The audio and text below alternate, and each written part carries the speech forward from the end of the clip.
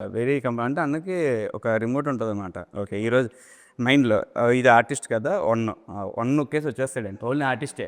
ఇంకేం డైరెక్టర్ గాని, రైటర్ గాని మీరు నమ్మరండి. జనరల్‌గా ఏంటంటే షాట్ ఓకే అన్న తర్వాత ఆర్టిస్టులు మానిటర్ దగ్గర వచ్చి చూస్తారు. ఎలా వచ్చిందో అంటే వాళ్ళు చూసుకొని కరెక్ట్‌గా ఉందా లేదా అని చూస్తారు. అన్న మహా అయితే ఒక 3 టైమ్స్ వచ్చి ఉంటారు. అది కూడా నేనే పిలిచాను కంటిన్యూటీ కోసం. అన్న ఒకసారి చూచాడు అంటే నీకు ఓకే అయితే నాకు ఓకేరా. నీకు ఓకేనా కాదా? అంతే. అసలా నేను ఫస్ట్ డే పెళ్లి చూపుల సీన్ అనుకుంటాను ఫస్ట్ డే చేసింది. ఆ రోజు అయిపోయిన తర్వాత అమ్మయ్య! అన్న అసలు మామూలుగా కాదు. మనకు ఫుల్ ఫ్రీడమ్ మనకి ఇచ్చేస్తాడు. మనం ఎలాంటి టెన్షన్ పడక్కర్లేదు. భయపడక్కర్లేదు. ఎందుకంటే చాలా సార్లు క్రియేటివ్ ఇన్వాల్వ్ అవుతారు చాలామంది. ఒక విధంగా మంచిదే. But too many cooks spoil the బ్రాత్ అంటారు కదా.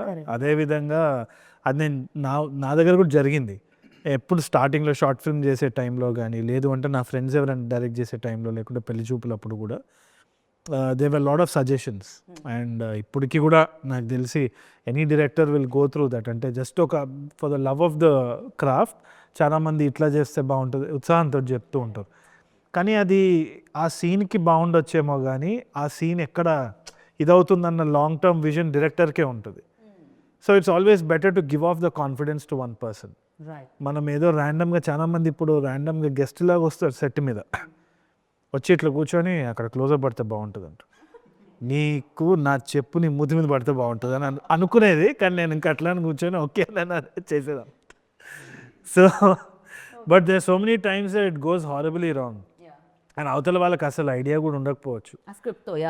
డైరెక్టర్ రైటర్ ట్రావెల్ అవుతుంటారు డే 1 నుంచి. సో వాళ్ళు ఇప్పుడు మార్నింగ్ ఏదో డైరెక్షన్ టీం అందరూ కూర్చొని ఏదో ప్లాన్ చేసేదో షార్ట్ తీసి నేనేదో రుబాబుకి వచ్చి ఇట్లా అని చెప్పి అట్లా పెడితే బాగుంటుంది అకార్డింగ్ టు అకిరో కురోసావా అనుకుంటా. నేను అక్కడ కూర్చొని ఉంటే it's just a very bad thing. మీకు ఏదో జరిగింది ఎక్స్పీరియన్స్ తో చాలా మంది డైరెక్టర్లు యంగ్ ఫిల్మ్ మేకర్స్ కూడా చూసి కరెక్ట్ అని అంటారు. It happens and you can't say ఇది నాకు I just wanted to relieve him of that burden most of the time. And ఏదైనా అది సక్సెస్ అయినా నీదే అవ్వాలి, ఫెయిల్యూర్ అయినా నీదే అవ్వాలి. అంటే రేపు అన్న రోజున సరే అది నువ్వే తీసుకోవాలి ఏదైనా సరే అనేది నాకు ఫస్ట్ అదే చెప్పారు. ఏం చేసినా అది నీ డిసిషన్ అయి ఉండాలిరా. అది రాంగ్ అయినా రేపు పొద్దున్న నిన్నే అంటారు. సక్సెస్ అయింది అనుకో అది కూడా నిన్నే అంటారు. అది నీ డిపార్ట్మెంట్ నువ్వు వరకు నువ్వు స్ట్రాంగ్గా ఉండు, ఎవరి అసలు వినొద్దు, నువ్వు ఏదనుకుంటే అది చేయని ముందుగా నాకు క్లియర్గా చెప్పేశారు. సక్సెస్ అవుతుంది ఇది, దాంట్లో పర్సంటేజ్ కూడా మీరు నాకు ఇవ్వాలి తెలుసు కదా ఎందుకు. అయ్యో రెమ్యునరేషన్ ఇవ్వలేదు. అక్కడ రెమ్యునరేషన్ ఇవ్వలేదు, తను డైరెక్టర్ డెమో అని చెప్పారు. అప్పుడు రెమ్యునరేషన్ ఇవ్వలేదు. నేను ఒక రోజు డైరెక్టర్ అవుతాను, నా పర్సంటేజ్ ఇస్తాను చెప్పారు. ఇప్పుడు డైరెక్టర్ అయిపోయింది, నాకు పర్సంటేజ్ ఇవ్వాలి సార్. ఓ ఎంతమందికి ఇవ్వాలి ఇప్పుడు తరుణ్, బాకీలు తీర్చేస్తాను లేని చాలా వరకు. But you told me like you are very straightforward. So when ఒక రీమేక్ ఫిల్మ్ మీ దగ్గరికి వస్తున్నప్పుడు యూ లైక్ ఎలా ఉండింది? Because most of the people ఆ టైంకి కొంచెం చూశారు కూడా, ఎందుకంటే మలయాళం సినిమాలు చూడడం అనేది అలవాటు అయిపోయింది ఆ టైంకి. సో ఈ ఫిల్మ్ కూడా చూసున్నారు. అండ్ ఫర్ దెమ్ లైక్ తెలుగులో ఎలాంటి కిక్ ఇస్తుంది? ఇప్పుడు నేను మళ్ళీ వెళ్తున్నాను థియేటర్కి, మలయాళం చూసిన తర్వాత నేను వెళ్తున్నాను. సో ఫర్ మీ లైక్ కొత్తగా ఏం కనిపిస్తుంది? నాకు ఇది ఫస్ట్ వచ్చినప్పుడు ఐ వాజ్ అప్రిహెన్సివ్. అంటే నాకు చేయాలన్నా వద్దా అన్న ఆలోచన ఉన్నింది. ఎందుకంటే రీమేక్ కదా ఆల్రెడీ. ఇప్పుడు నాకు ఐ వాజ్ అగేన్స్ట్ దాట్. అంటే సబ్ టైటిల్స్ పెట్టంగానే మనకి ఒక సినిమా వచ్చేస్తుంది కదా, why should we watch it అని. కానీ ఒకటి సృజన్ చెప్పిన మాట, I mean one of the producers Srujan చెప్పిన మాట ఏంటి అంటే దట్ ఈ కథని మనము ప్రాపర్ రూటెడ్నెస్ తోటి తీసుకెళ్తే టైర్ 2 సిటీస్లో ఇంకా మనకి ఇంటింటికి వెళ్ళే పొటెన్షియల్ ఉంది స్టోరీలో అని అన్నప్పుడు one selfish motive was that I know that not a lot of actors will take this role. ఒకటి ఏంటి అంటే ఇట్స్ ద ఫీమేల్ లీడ్, ఇంకోటి అంటాగనిస్ట్గా ప్లే చేసే రోల్, గ్రే షేడ్ ఉంటుంది, నెగటివ్ షేడ్ ఉంటుంది. So not a lot of people will take it up also. And నాకేంది అంటే అట్లాంటి ఛాలెంజెస్ ఇష్టం, ఎందుకంటే నేను not in that actor space. I'm just having a lot of fun. And one of the biggest inspirations is Basil Joseph. He's quite a performer. And ఒక fearlessness అనేది ఆ creative టాలెంట్కే ఉంటుంది. ఏదైతే ఏముంది, no insecurities of that sort. So ఇది చెప్పంగానే నాకు ఫస్ట్ కంపారిజన్ వస్తుందా అని భయమైంది, అండ్ ఆల్సో రీమేక్ వర్క్ అవుతుందా లేదా అని. బట్ ఆ భయం కొంచెం ఉన్నప్పుడే కొంచెం థ్రిల్లింగ్ కూడా ఉంటుంది to take up that challenge. So I realise that this is something that I should do for sure as an actor. ఎందుకంటే ఒకటి initially they thought of a different slang, దాని తర్వాత immediately when Sajeev came in to the picture it became a completely different film. Godavari యాసలు చేస్తున్నాం అన్నప్పుడు నాకు I could only hear my heart beat అనమాట. Very difficult because Telangana నుంచి గోదావరి యాస చేంజ్ అవ్వడానికి అది అన్నప్పుడు I could hear my heart beat. అది నాకు చాలా కొన్నిసార్లే జరిగింది and I never regretted that decision. Sky diving చేసినప్పుడు ఒకసారి ఫ్లైట్ నుంచి, అండ్ ఇట్లాంటి ఫస్ట్ టైం డైరెక్షన్ చేసేటప్పుడు, and again I felt it here.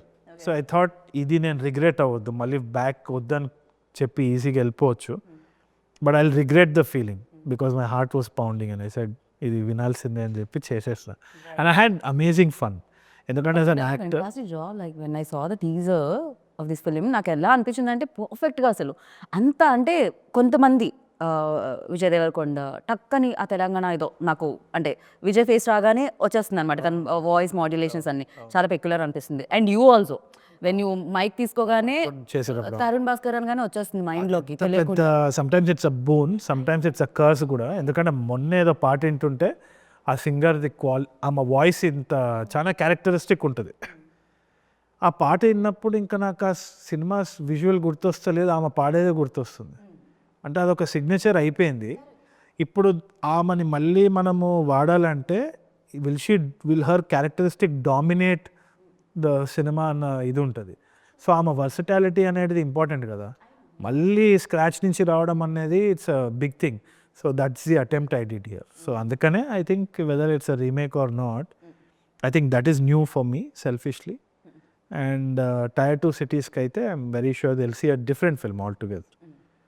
చూసిన వాళ్ళకి డిఫరెంట్ ఉంటుంది, కంపారిజన్స్ రావచ్చు, బట్ చూడని వాళ్ళకైతే 100% తెలిసి.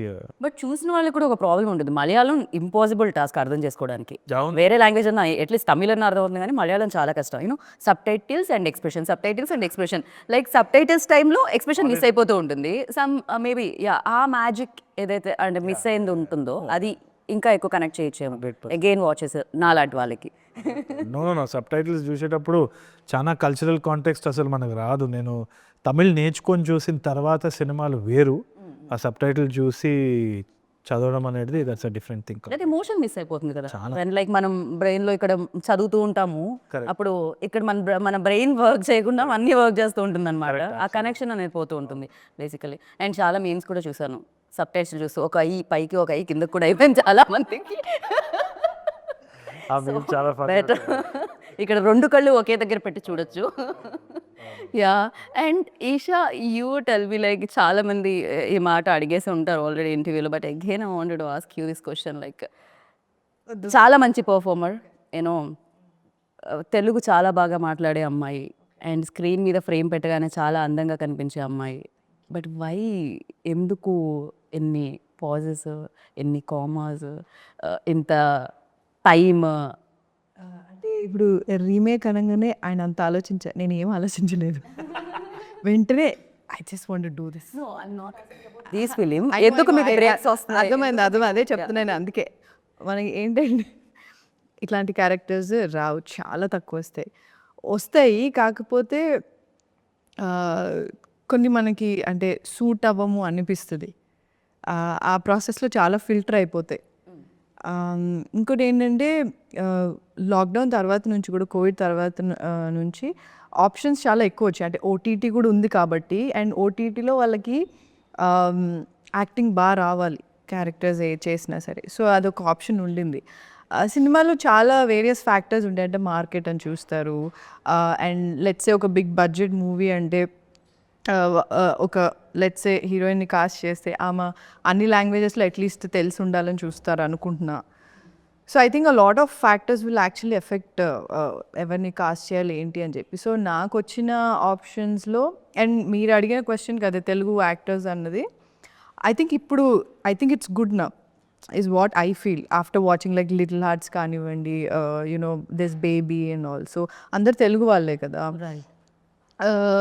అదే ఆ షిఫ్ట్ అన్నది కోవిడ్ తర్వాత వచ్చింది బికాజ్ ఓటీటీ ఇవన్నీ వచ్చాయి కాబట్టి అని నాకు అనిపిస్తుంది.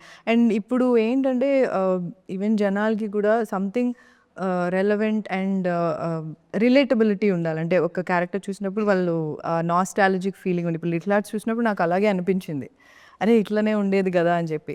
సో ఐ థింక్ అది ఆర్ఎల్స్ మనకి అంటే ఒక పెద్ద సినిమా అంటే లైక్ ఏమంటారు